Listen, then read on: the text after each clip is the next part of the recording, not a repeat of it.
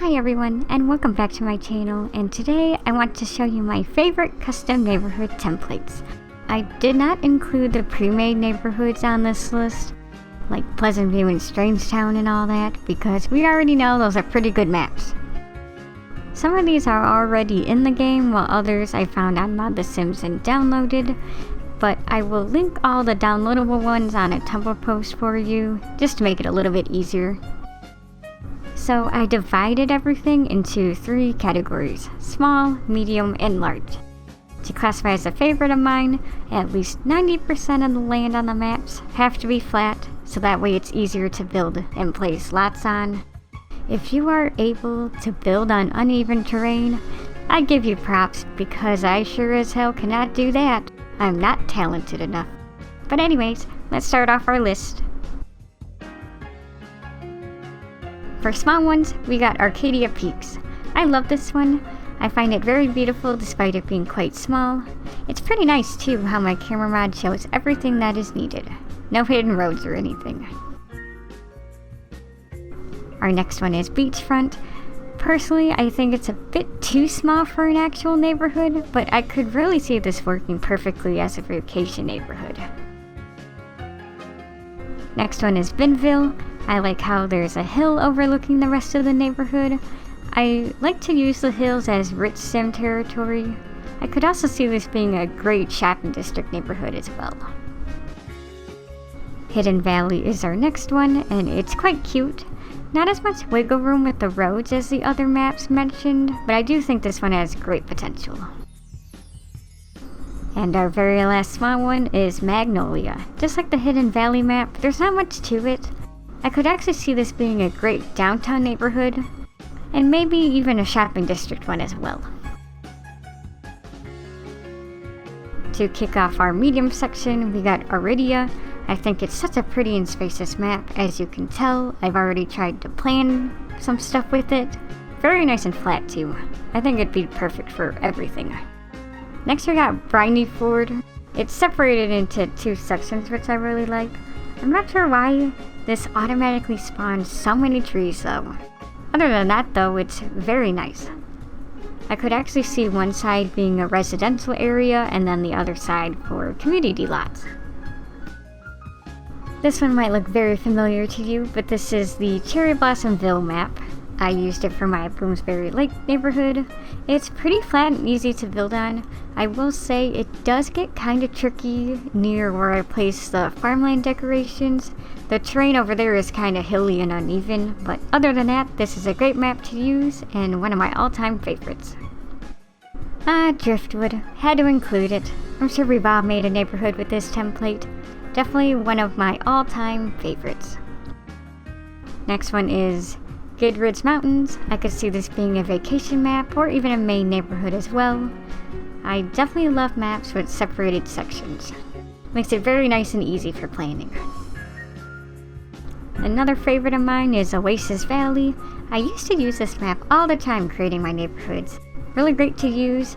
However, I will say it can be kind of tricky to build near the lake. You can kind of see that little divot in one of the roads there. But yeah. This one is Riverton Heights. Another great template. Very nice and big and spacious. This one's an underrated one, but I find the sample map is a great one too. This one is kind of smaller than the other medium ones I've shown, but it's a very lovely map. I remember I made a neighborhood with this one time, and midway through building I actually thought it was a bit too tiny. But it's great. If you haven't tried it yet, I would definitely give it a try. A new recent favorite of mine is Seastack Island. It is so huge. There's even 2 islands you can place slots on, like on the edges. I vision maybe some supernatural sims could be living there. Also, I love how you can place beach slots in this one, which I honestly rarely ever do, so that's pretty exciting. And our last few in this section are Zane's Hollow. So the creator made 5 of these. Obviously you can use whatever for whichever you'd like, but I think the creator said map A was ideal for the main neighborhood, B was ideal for the business district, C for university, D for downtown, and E as an extra bonus map. I love the idea, so I downloaded all 5. Our last section, large maps. So our first one here is Bella Isle. It's so big my camera mod doesn't show all of it, but I really do like it. I like how the creator even included some spots to add beach houses. I will say it is kind of overwhelming looking at this, but still a great map. Eagle Hills is our next one. It's kind of on the smaller end of large, but I do like it a lot. Tons of space to build. I don't even think you would even need to include Blue Water Village or a downtown or anything, honestly, because there's more than enough space to include everything. Next one, Ford Lake. Very huge. So much you could do with this map. I could see maybe one side being like a downtown and the other a residential area. Kind of like the other ones where there's a divide. This one is Gun Cove. I like how everything is centered.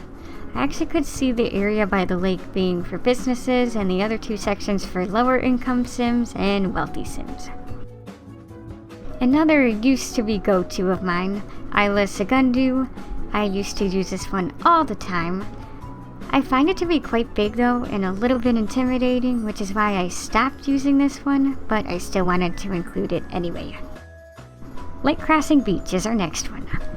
Loads of space to build, and again, beach slats. I definitely could see this replacing Tweaky Island potentially if you wanted to build your own vacation hood.